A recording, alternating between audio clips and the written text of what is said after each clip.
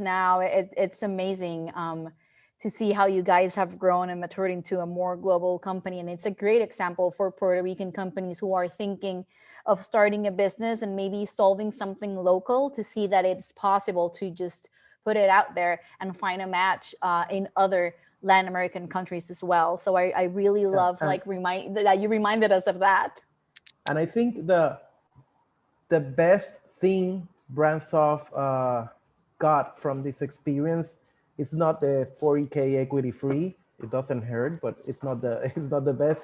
It's not the mentors. It's actually being able to interact physically with international companies. Every Monday we had the experience to go to the KPI meetings and compare, and even it's like a healthy competition with your fellow other companies, people from Argentina, from Chile, from the States, that are really more advanced than Puerto Rican companies, and that made us even be better.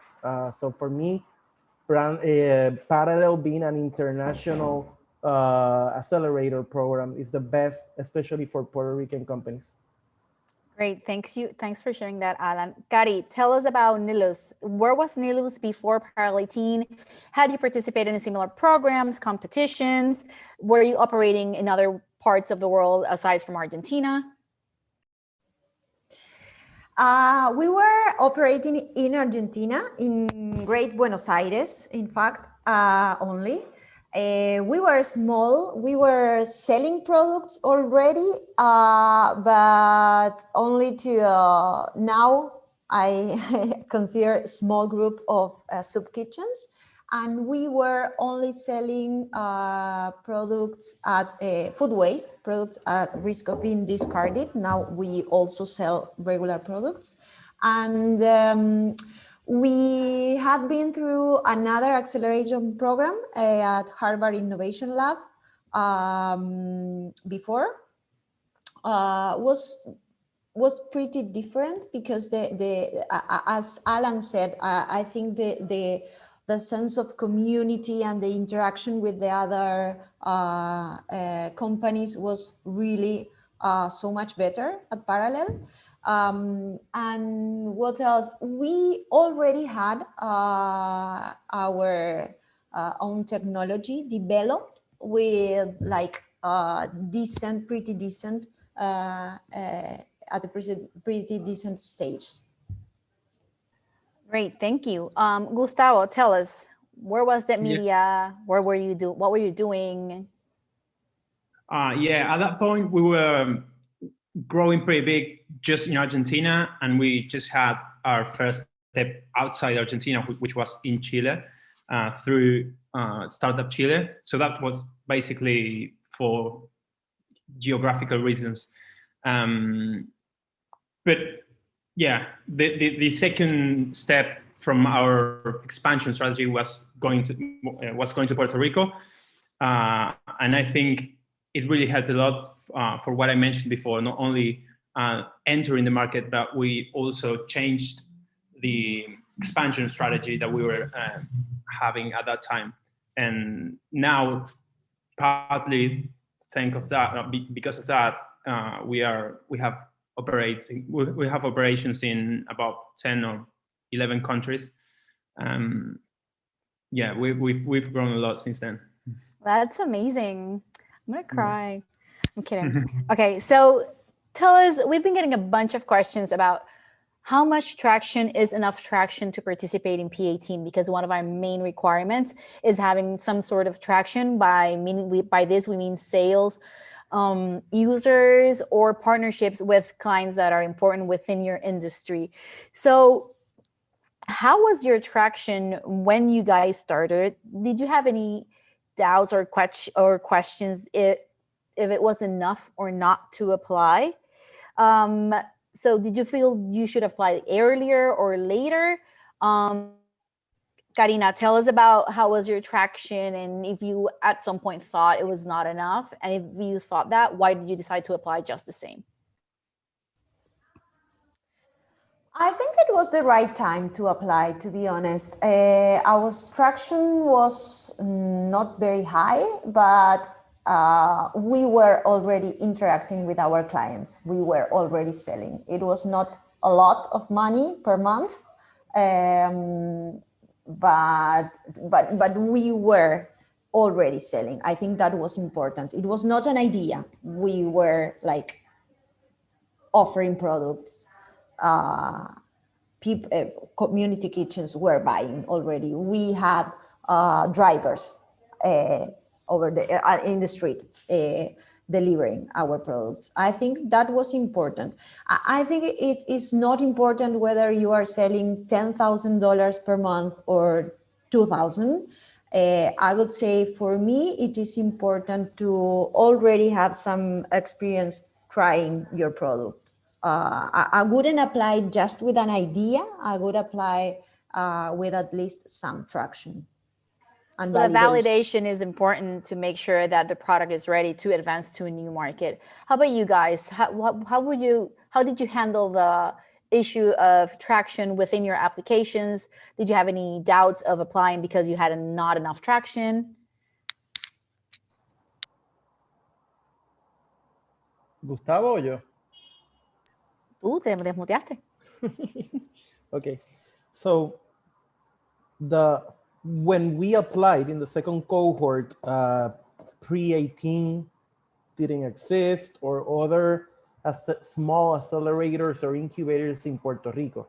So also the maturity and the quality of the companies in parallel, I think, was a little bit less than now. Now it's more competitive, but for us, it was great. We actually measure it in monthly revenue because for us, the month per month growth was great. We entered with like 2K or 3K in sales. That, for example, right now, if I was going to enter parallel, maybe we should try pre-18 before that. But it didn't exist back then. So I would say you're gonna be competing with really advanced companies. Now, not necessarily that's a bad thing, but for you to be able to catch up, there were companies, for example, when I was e-commerce companies in my space that were selling 20,000 euros per month. So for us, it was difficult to keep up in the meetings and to understand their conversations, but also it helped because it made us work harder than if we were together with smaller companies like ours. So I would say you need market validation. What is market validation? Well, I think it depends on each company, because maybe you have one customer or 100 customers. It all depends on your space, but you do need to have sales already. That is essential. And just to clarify, Pre-18 is a pre-acceleration program that we have at Parallel 18 that is focused on Puerto Rican companies only. So international startups cannot apply to Pre-18. Alan mentions it as a possibility because he has a Puerto Rican company, and that's a program that's focused on them. Gustavo, I remember like when we met, when you were accepted to the program, you already had enough sales like to be enough traction. But did that ever make you think like maybe I was good enough and I didn't really have to apply, or that made you think like you really had to make it happen? No, definitely. I've never thought that, because I agree on Alan, with Alan on that. The important thing for me was validating and being able to expand that potential that we had. I think we had a very decent revenue for that time, but it was all based in Argentina, and we had no idea about how to expand it to other countries. So I think that was the most important thing for us, rather than traction. We could have done it earlier, maybe. Yeah. Okay, so let's talk about mentors, because that's one of the things that people talk to us a lot. Like, are they the right mentors? Can they help me? Do they connect me with things? So what was your experience as companies in P18 about how the quality of the mentors that we get to the program and how they interact with you guys as companies? Alan, do you want to go first? Okay. Mentorship is extremely valuable, especially because for us as a local company, our mindset was really local. For example, we had the privilege to have Ken K.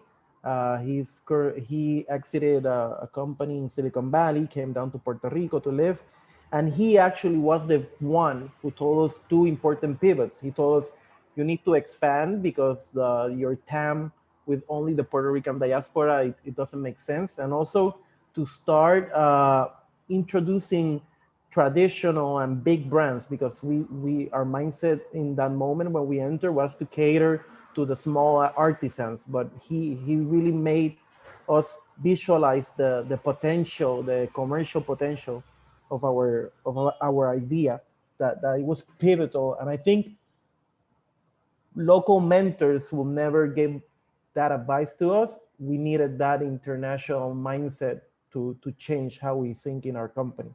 So for us, the mentors was great in terms of being able to project our company towards the future.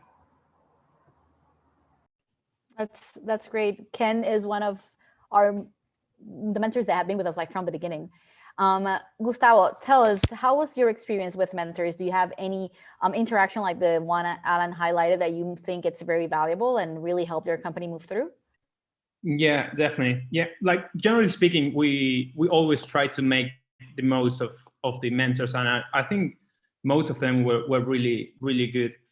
But yeah, this one mentor, I'm really bad at names. I don't really remember the name, but it was one who gave a talk about how to scale B2B sales. So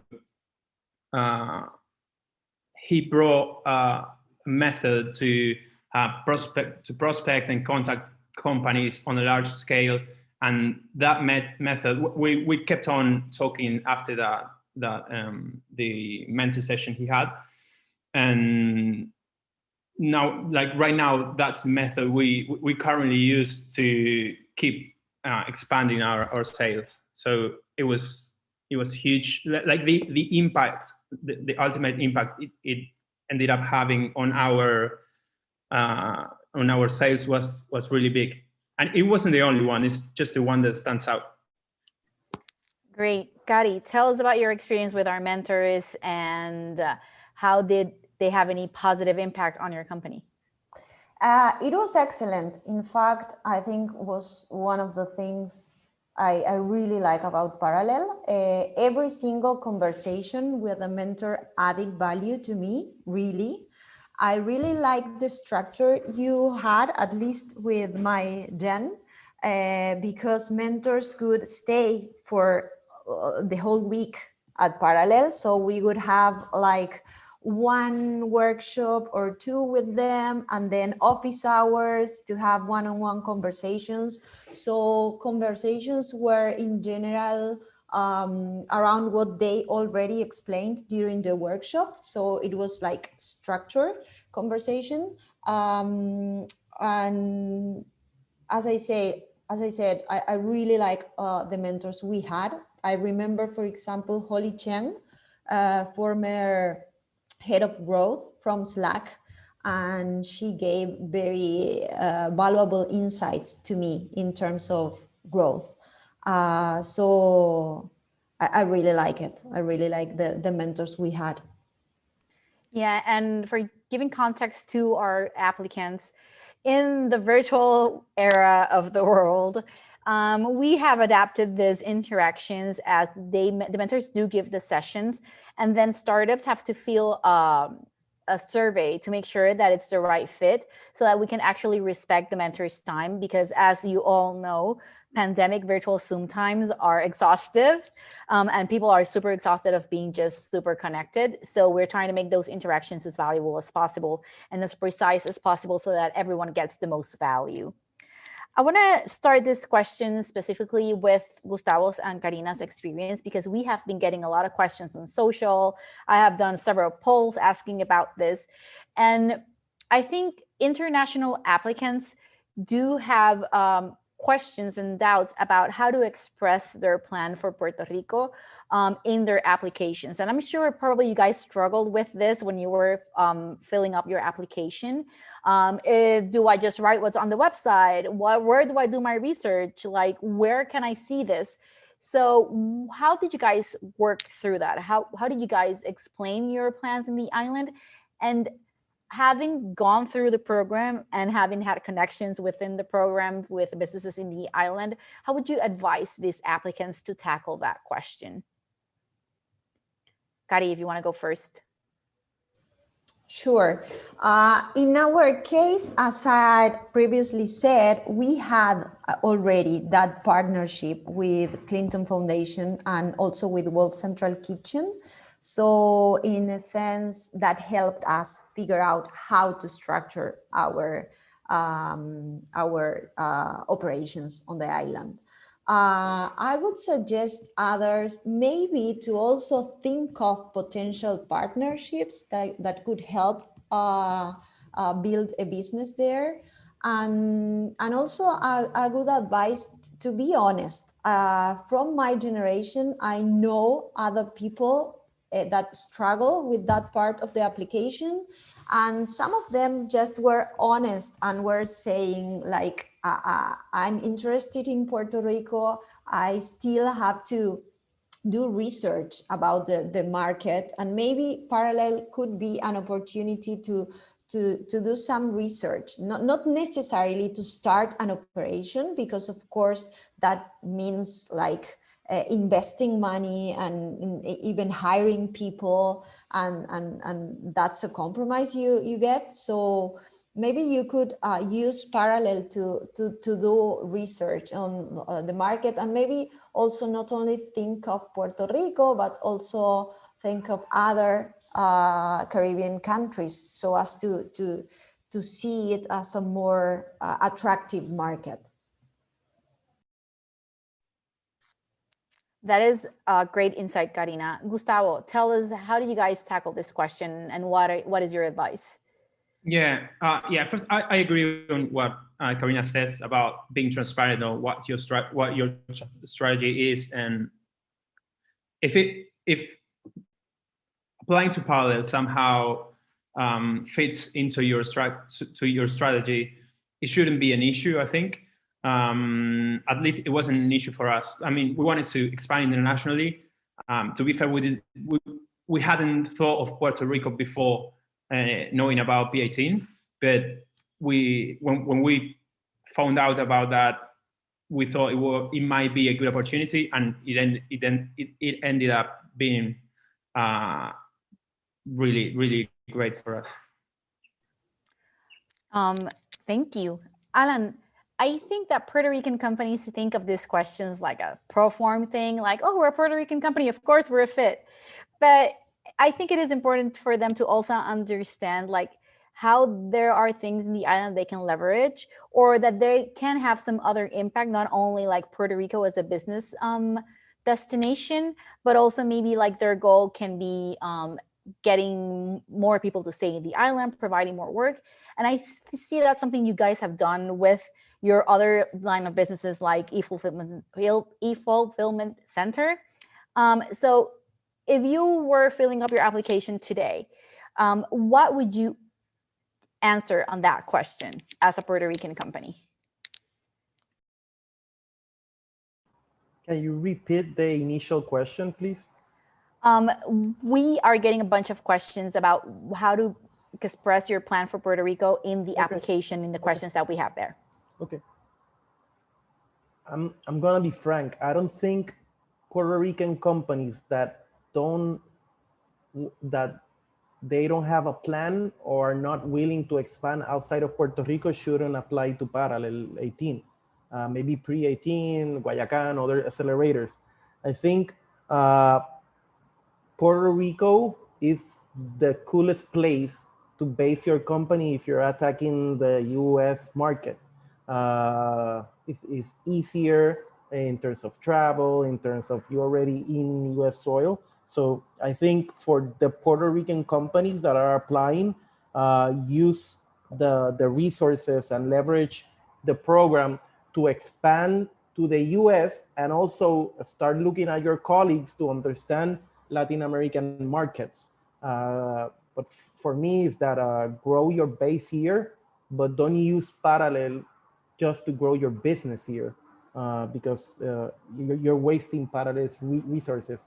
For Puerto Rican companies, you need to think outside and hire here, do your HR office here, but learn from your colleagues, as especially the colleagues from LATAM, that in Puerto Rico, we are brought up always thinking on the mentality of the US, and parallel is a great opportunity if you weren't able, like me, to study abroad, but to learn how Argentinians think, Mexicans think, because those markets are more advanced than Puerto Rico, and we can learn a lot from them. Great. I think that's amazing insight, like thinking that you need to think outside of the island, and that's how you will get the most advantage of what Parallel 18 has to offer. Of course, startups need money and customers to survive. So I wanted to ask you to share your experiences with how our program helps you connect with investors and with customers. And if you can provide an example that you think, oh my God, this connection changed my life because it invested in my company, or this connection turned up to be one of the customers that I ended up learning the most about. So let's start with Gustavo, because I always leave him to the last. Okay. Yeah, it actually didn't. We had really good results in terms of sales, nor in terms of investment, because it wasn't in our roadmap, so we weren't looking for that really. But we had great connections. Our customers are large companies or medium large companies in the B2B market. So we closed deals with very large companies. Actually, a couple of weeks ago or months, I don't know, we closed a deal with Banco Popular, which is one of our biggest customers right now. And yeah, at the moment, like probably, I don't know, at the end of the year, probably 10% of our revenue will come from all Latin America. Like 10% will come from Puerto Rico, which is yeah. Oh my God, that's super exciting. Christina, are you listening? Someone tell Christina. She helped me a lot. Christina, by the way, is our business development manager, and she helps startups connect with big companies in the island. I'm so excited to hear this, Gustavo, that we're going to be 10% of your Latin American revenue. Yay. Any other things that you want to add in terms of those connections? No, I think in terms of connections, it was great. Like we every time we needed to reach someone, you guys either make a connection straight away or helped us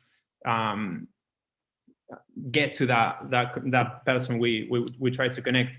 So, and I felt as I could literally reach anyone within the island and even outside the island too. So I think in terms of connection, it was great. That's amazing. I'm still pumped. I think the team is writing on the team chat about this. Kari, talk to us about your experiences with connecting with big companies in the island, because I remember not only is super easy to understand the fit of our companies with the market here in the island. So how did that work for you?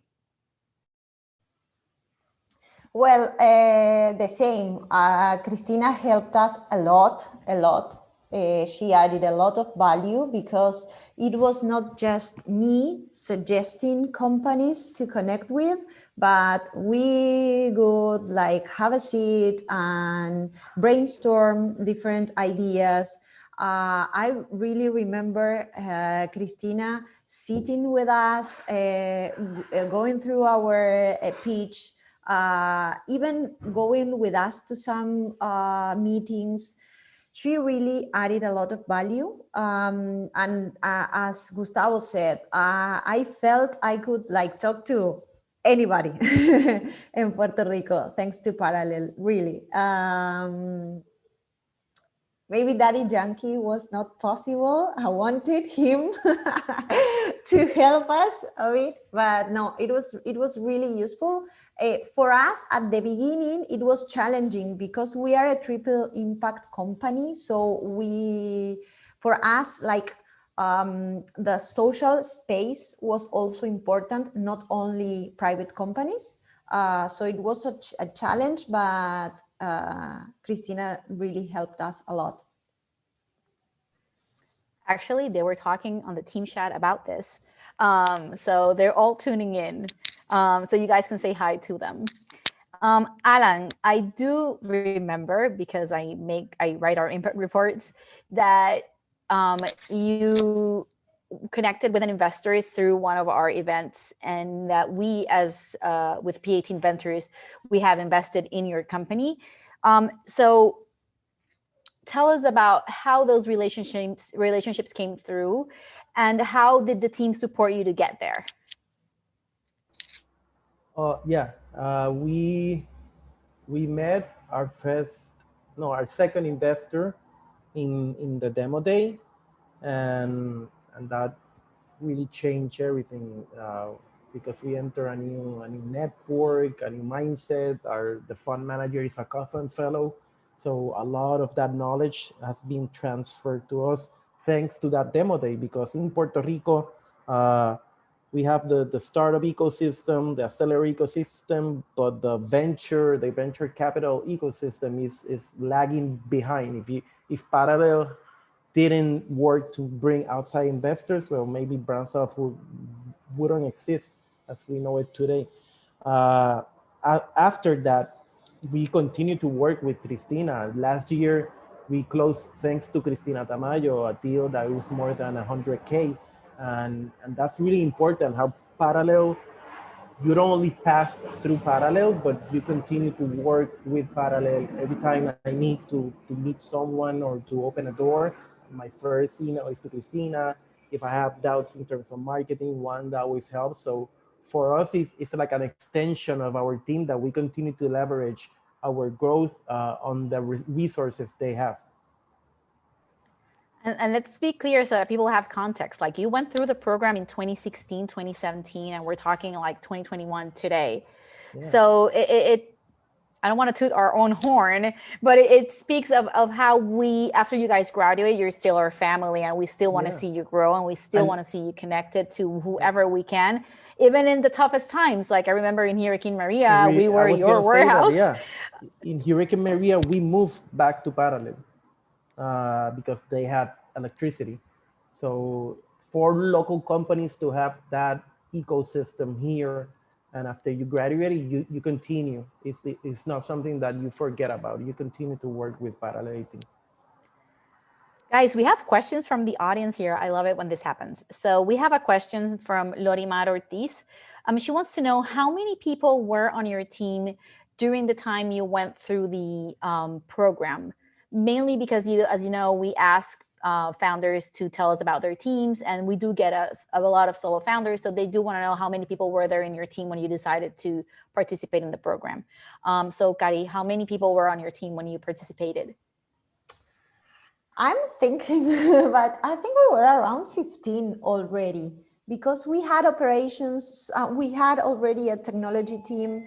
We were around 15, but I think we were pretty big in terms of people. Some other companies could have just like 3 or 4 persons working full time. Gustavo, how many were on your team when you participated in Parallel 18? Yeah, I don't remember exactly, but I think we were about 40 people. Yeah, we were one of the largest teams at that time. That's why I said that we could have applied earlier, but yeah. Alan, how many people were working at BrandSoft when you started? We were super small. We were like 6 people in total. And how many are you now? We're getting to 30. Oh my God. Proud mommy, I'm crying. Okay, we have another question from Andrea Lee, and she wants to know, why do you guys think you were accepted in the program? That's an interesting one. I'm gonna let you guys decide who's gonna go first. Alan, you're muted, so I think it's you.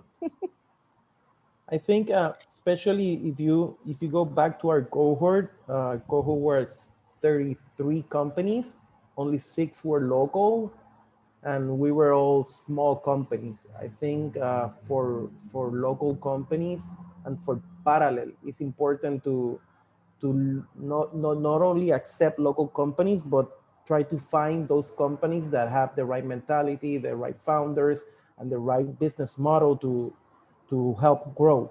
I think Brands from the start was a company that thought and pursue audience on a market outside of Puerto Rico. And if you look to all other Puerto Rican companies, they all start selling or are growing in market. And I think for parallel, it was interesting, a company from Puerto Rico that was thinking outside of Puerto Rico. Karina, why do you think Nilus was selected to the program?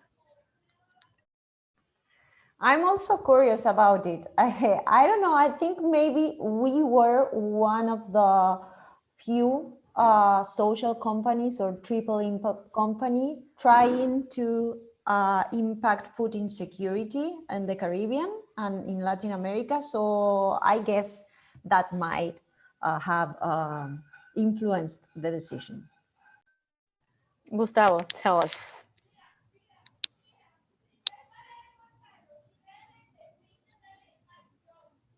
Why do you think you were accepted in P18? Sorry, I had it all freezed, so I didn't listen. Yeah, internet today is crazy. Don't worry. Okay. Why? Well, I think we had a pretty decent traction at that time. I think that could have been one factor, and also I think every year there's different trends in terms of startups. So maybe one year there's the fintech, and other year is, I don't know, biotech or something like that. And I think at that time SaaS companies were pretty trendy. I don't know, that might have been one of the that might have helped. I don't know. I've ran 12 application processes at P18. And what you say is true. There are trends. I remember when blockchain was trend. I remember when e-commerce was trend. I remember when AI was trend. But I think what I get from your answers is that each of you had some sort of uniqueness. In case of the media, it was the right amount of traction and the moment to actually scale. In terms of Nilus, it was like a social responsibility company that actually had revenue and sales, not only being an NGO. And in terms of Brands, ones Alan highlighted, like it's an e-commerce that's trying to get and have an impact on the local economy by promoting the products that each of the countries they serve to provide. So I think if our viewers and applicants can get something out of this, is like highlighting and knowing exactly what your unique factor is and how are you innovative, not necessarily with your tech or whatever, more maybe with your business model and the customers you tend to, is one of the keys to be able or to make it to that step in which the selection board actually says, okay, this company is gonna get in. So we have 10 minutes left, so I'm gonna wrap this up. And I'm gonna ask you guys, because some of the questions that I have here, you already had answered along your conversation. So I wanna ask you guys to give our applicants one last tip. Whether it's about the application or when they think about the program or when they actually get into the program. So Karina, tell us, what's your last tip for applicants? I would say I would really highlight how important it was for us to be part of an acceleration program. It really helped us a lot.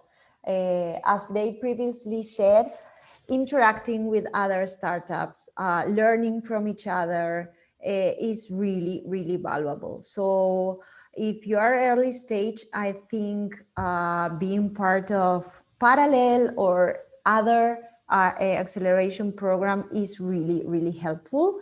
in my opinion, having been through different programs, I really like Parallel as the best program, to be very honest.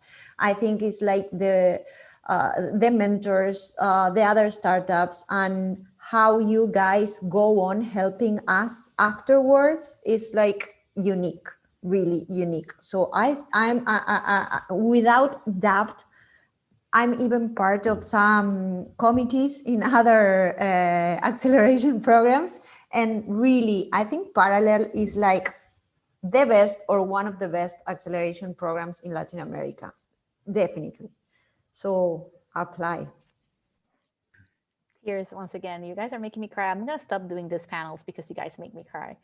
Gustavo, tell us, what are your tips? Yeah, I think the most important thing for me was to being always open to listen and make the most of everything that Parallel has to give, and to have a mindset of like team up with the Parallel staff rather than receiving. I don't know. I felt like we were working together for a goal.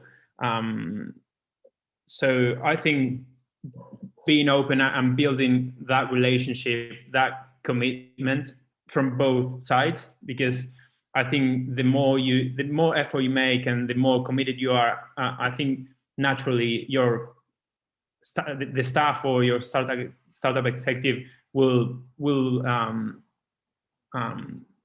see that and will help you more, making the most of everything, listening, being open, making the most of the mentors, of the weekly sessions. Like right now, in the media, we still have, we track metrics every Monday, and that was something that we didn't do before. So we learned quite a lot from everyone, really. So I think I'd say being open and try to make the most of it. Alan, do you still, as Gustavo, are you still having your KPI meetings on Monday? I remember you used to do that after you graduated. Yeah, we don't do it every Monday. We do it, different departments do it, but yeah, we keep track, and everyone has a visibility. Especially I remember the Excel grid that you guys gave us. We still use a version of that. For me, I'm 100% with Karina. We were able to participate in Mass Challenge in the States and other accelerators here in Puerto Rico, and Parallel is the best organized and the one that helped us grow the best. And as a tip, especially to international companies, we met some great companies and great founders that came here, but they focus on growing their businesses in their home countries. And after the program, well, they left. And I say, if that's the mentality, just to come here for the 40K, you're wasting a huge opportunity.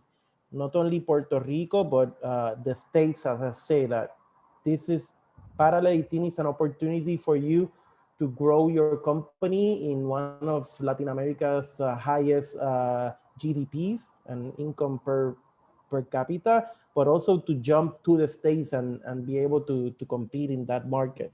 So if you're gonna come here just to go to the beach and drink medalla, well, you're gonna have fun, but it's not gonna be a pivotal moment to your company. So come here and grow in Puerto Rico. We need more international entrepreneurs living in Puerto Rico. So come here and stay here. And you can have a medalla too. Yeah. Well, he stayed. He has business here, so I mean, he can drink the medalla. Yeah. Guys, I want to really thank you for, I know you're super busy, for giving me this time and helping our applicants with their questions and sharing your experience. It's always rewarding, and I think I speak for the whole P18 team, to listen how our program and our team, because when I see you guys went through different startup executives. Our team looks a lot very different from what it did when Alan went through our program or when Gustavo went through our program. And listening to this, I think it's super uplifting to the team, especially in these times we're living, when it's really weird, like, to connect and see how our work impacts others. So I really want to thank you for sharing this with us and letting us know that we really had impact. To our audience and to our applicants, remember, you have until May 10th, next Monday, 11:59 p.m. ASAT UTC -4 to submit that application. If you have questions, send them to Kobi, COBI, at parallel18.com. Go to our social media and send them there. We'll answer them as soon as possible. Make sure that your application is clear, that your message is coming through, and then you're being really honest and transparent about what you're putting in there. Because once we meet you, we're gonna know if things are not like they were in the application. So thanks a lot, Alan, Karina, and Gustavo for being here, and thanks to our audience for connecting. And I hope to see you all soon. Thank you. Hope you too. Bye. Bye. Mm.